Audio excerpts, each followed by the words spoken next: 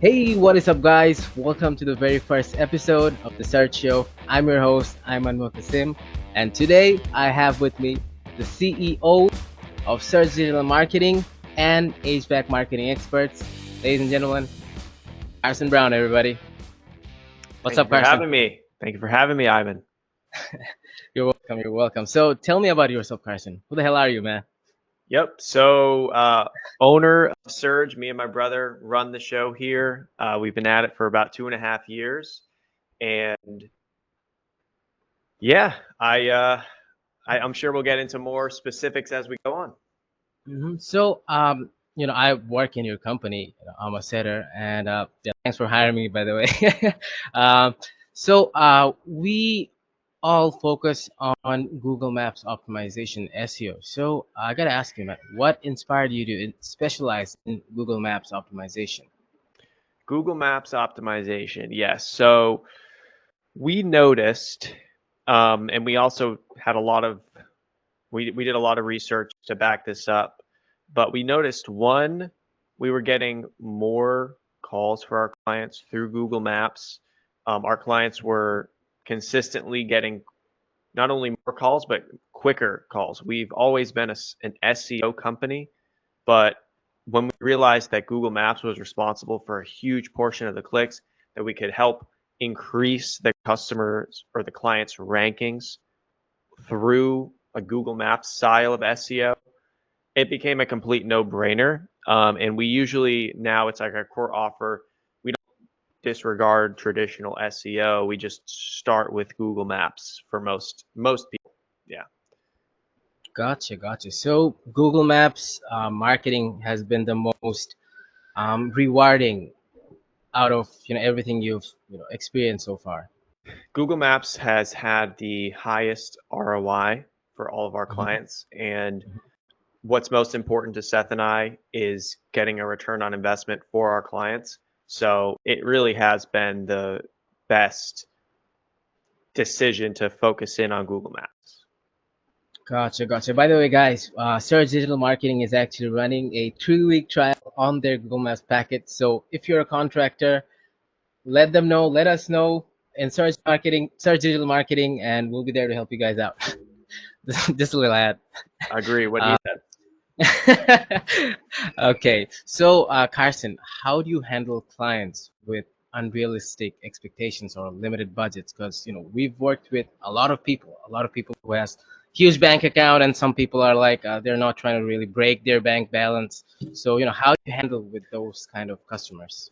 Yep. So usually, if they're not always a great fit, if they're maybe just getting started or they have a lower budget than the minimum ticket we offer. So in a lot of cases, I get on calls like this happened yesterday, and there was an obvious person who our product would not be the best fit. In fact, I don't know if anyone's product on the market would have been a great fit for them because what they could do to get business was free, which was just create their Google business page.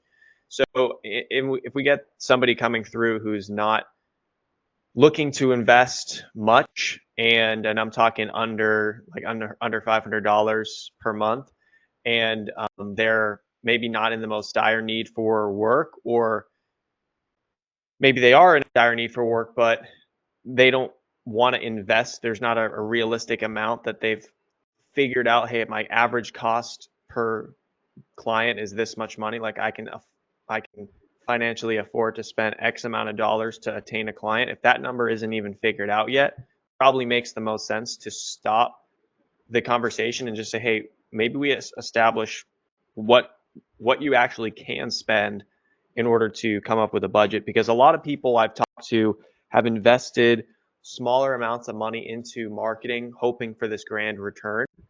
And I often pose the question of, do you know how much money is required just to get you that desired result? Like a lot of this is, yes, labor intensive and there's labor costs, but there's also costs for buying buying links for a website, or um, whatever that case is, depending on what the deliverable is. So even sometimes the cost of getting the service fulfilled is more than what the prospect is willing to spend. So in most cases, I'm hopefully not bringing on anybody who doesn't have at least realistic expectations on what they can expect. Hmm. And for those that don't, I'll try to point them in the right direction and just help establish, hey, this is maybe what you should think about investing before you make an investment with anybody. Yeah, because good marketing really costs the big bucks. Like that's just how it is. Marketing is important.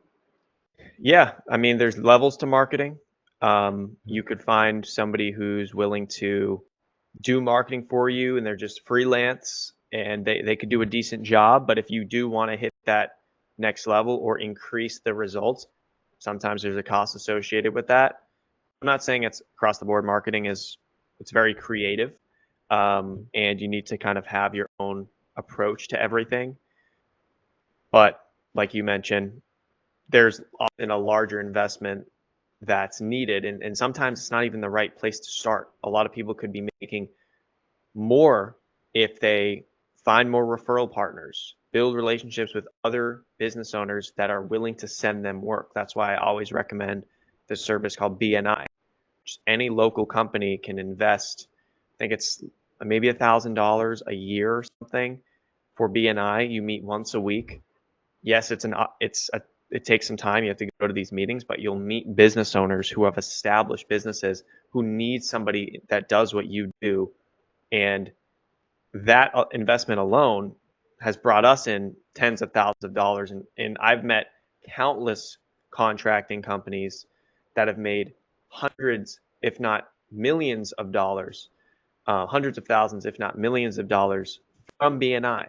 So I always recommend BNI. It's been one of the best things for our business. And that's not digital marketing at all. That's just in-person marketing, just building your network. So Yeah, just networking. there's a lot of stuff that somebody can do before they even get to us. Yeah, so that's pretty crazy. But that brings me to my next question. What's the most challenging project you've undertaken, and what did you learn from it? Hmm.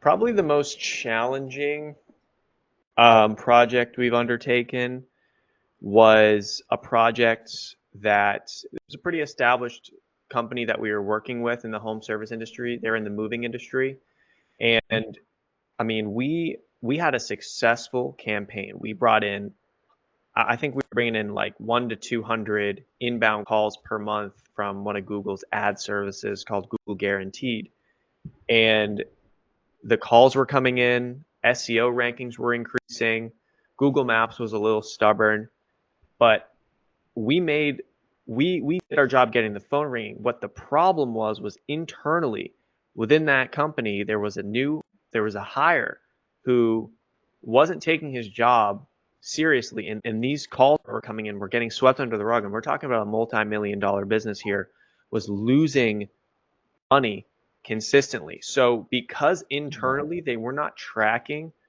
what we were bringing to the table, and when we get on calls, it would be like, "Hey, everything seems good. Like, keep it up. Calls are coming in. Like, we were delivering on our side of the reporting to our Mhm. best of our knowledge." There was this internal chaos in the company, so they actually were not making money from the service. They were losing money because they weren't answering the calls internally. So vetting the people that we're working with to make sure, hey, who is the one answering the calls? Is that a good process right now? Is necessary to at least understand before we bring anybody on, because that was like a, you know, not a great experience. That was a challenging experience with us. Wow, that's okay. Um, so you're the CEO of the company, Search Digital Marketing, and it's been going for 5 years. That's a pretty long time.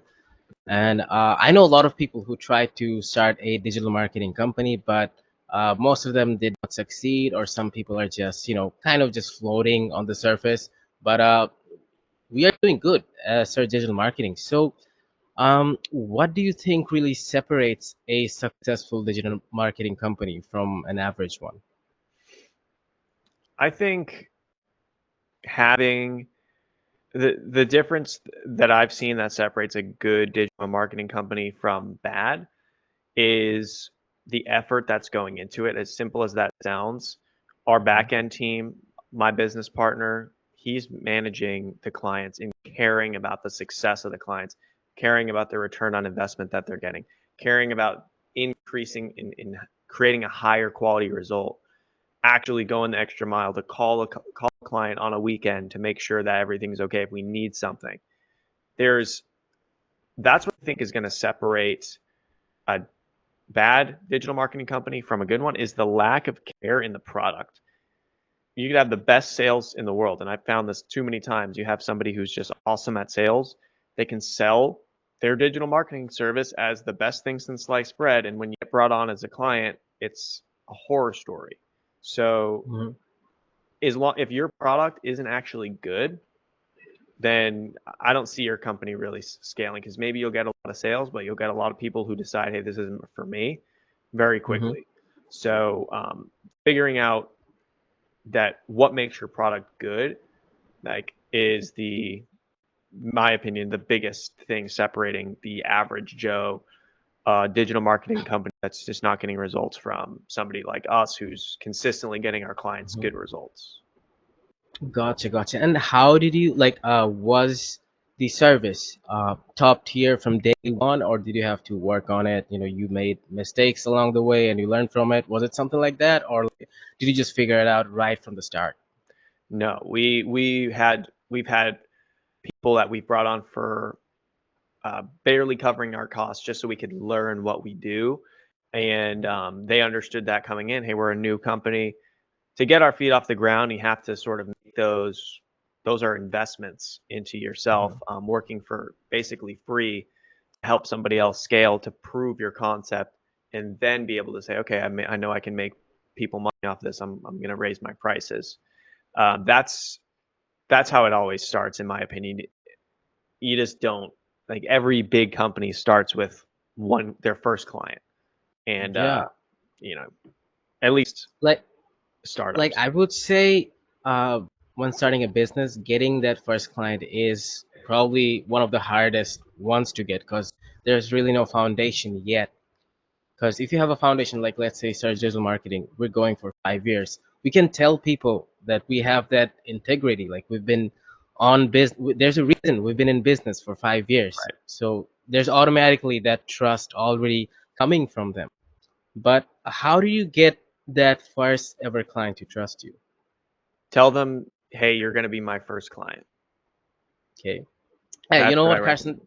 That's what I really like about you. I never told you this, but um, you're probably the first business owner that has told me to just be honest. Like, if you can't help them, just tell them. That authenticity is what I feel like really is a big reason for search digital marketing success because you've done the marketing by yourself and you told me to tell people if we cannot help them just tell them I don't think we can help you or I don't think we know that we can help you or not. We're gonna have to do some research because most digital marketing owners they're like yeah dude we can get you in number one, we can get you in top three, but yeah you're the first person who taught me to just be honest, like just be authentic. So yeah. Yeah, everyone. I mean, even the most successful clients that we have, they are the same way with their clients. Like, it's just, in my Mhm. opinion, it's the testament of what small makes a small business a good business. Is we're not trying to, like, build the biggest business ever and start penny pinching. Like, you can make a lot more money by doing, or by upselling, rather, not penny pinching, but upselling every single person that you talk to, or telling them that this thing is not working when it's probably fine. There is a lot of that going on, and yeah, honesty is, it's safe. It's I've ended calls with people that said, "Hey, I can do it for 2,500. Are you willing to do it for 2,500?" And I said, "No, we're not able to do it for 2,500. So let's not do this." And he was like, "Wow, that's really appreciate that. Let's talk again next, like, few months from now." And it's Mhm. fine. I appreciate that. That's how I want to continue to scale our company. Yeah, that's awesome. Like I feel like sometimes respect is more important than money, and I mean, you have both, but yeah, I'm glad you prioritize respect over money. That's something that's very admirable about you. Yep. And a lot of people, mostly the next generation or like this generation, the young men, they're trying to get on top of digital marketing. So, what's a piece of personal advice you'd give to someone who's trying to start something in digital marketing? Um, I would say there's a lot of advice that I could give. One, it would be, I'll just go practical. Your first client is probably somebody that's in some way, whether they're like a family friend or they're a local business that you've seen 100 times. They're usually right in front of your face, like somebody that you can help. And that's not always the case. Maybe you live somewhere very remote where that's not possible. Um, but always look local for your first client or somebody that you know. That's a good way to get your feet off the ground. The next would uh, be willing to work for free or work for Hmm. very little to get a recommendation, to get a referral, to get um, some knowledge. Like it's honestly a amazing way to serve is to work for free and make that pay off in the long run, especially because starting a digital marketing agency is not like quick. You have to Hmm. work at it. You have to continue to find people, continue to hustle. You know this every day. We're calling new people that never heard from us every single day. So we do not stop looking because, and that would be the second one, which is kind of just like, don't give up, basically. Gotcha, gotcha. Yeah, not giving up is definitely the most important thing, because most of the time things just don't go your way. You're gonna hear a lot of rejections along the way, and it's gonna make you stronger. So, um aside from work, what do you do outside of work to stay creative, or like just spend your time in a way that hits the gateway to your serenity? Few things. I love hanging out with friends. Hmm. Um, that's like probably the biggest thing is I go spend time with other people. That's just my way of relaxing, and it's so there's that. I'm very artistic, so when it comes to creating things, music, art, um, that sort of side of me, like left brain. Then I like to just find ways to relax. So like I'll play some PS5. I'll watch some TV. I'll watch some YouTube. Just totally vegetate. Also Hmm. like to just journal, and journaling has been extremely helpful for me to take what's in my head and all this chaos and just put it out to the world. Like there's little things that you can do that take the thoughts that you're experiencing and get them out of your head. And so if we can't bottle these things up, especially as business owners, constantly in our head all the time, all these conscious things, what do I need to do? I have all these tasks. We have to actually like brain dump them, take them out. All the chaos, all the worries, take them out of our brain, put them onto something. So I highly recommend journaling. It's been something that's hugely beneficial for me after hours. And I have a huge emphasis on work life balance. I'm trying not to work all the time. I think it keeps me fresh so that when I do work, I enjoy it more. Yeah, because if you work 24/7, you're gonna get so much stress, like so much haywire inside your brain. It's gonna Yeah. make you sick. I'm not afraid. I mean, I'm not the people are different than me. I know plenty of people that work more than I do.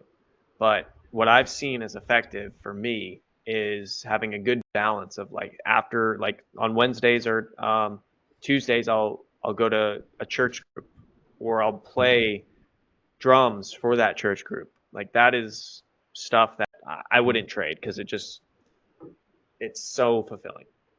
It helps you stay sane. Yeah. Gotcha, gotcha. So, yeah, we don't have much time today. So just before we end the show here, what would be personal advice? Like you've already given digital marketing advice, but what would be a life advice that you would give to the people watching right now that has helped you so far?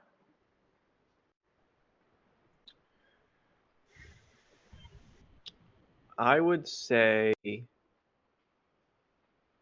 um, don't be afraid to pioneer your own path. As in, I think getting off the ground, to be honest, the best thing to do is to just listen to other people who've already succeeded. Listen to people who are where you want to be. But we all have our own creative genius. And the more we block that out and just listen to what other people say, the less the less that part of us gets strengthened. It's just like working out that part of us.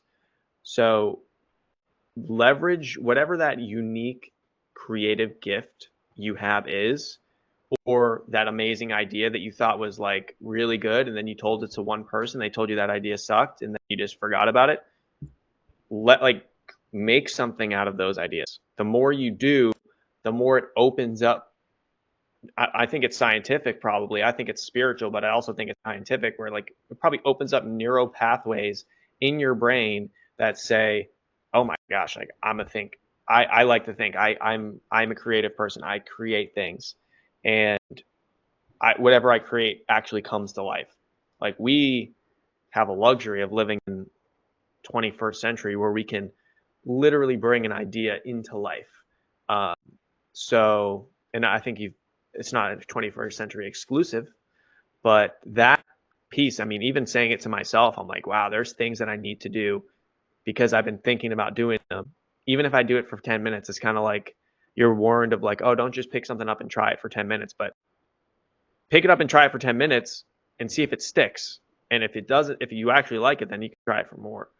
But yeah, don't go business swapping just because you won't see success in the first month of doing it. But also tap into those things that make you an individual that are your zone of genius. Gotcha. Awesome. So, yeah, ladies and gentlemen, you heard the man. Bring your ideas to life. And thanks for watching the show. Leave a like and comment if you enjoyed. And feel free to comment anything that you would like to ask Carson. And we would probably go for episode 2 if you're down. Yep, we'll hit on Are you episode down? 2 for sure. We might even have I'll interview Ayman. Okay, feel free to comment on whatever you want to ask me, and Carson will ask those to me. And until then, Godspeed. Thanks for watching. Peace. Peace.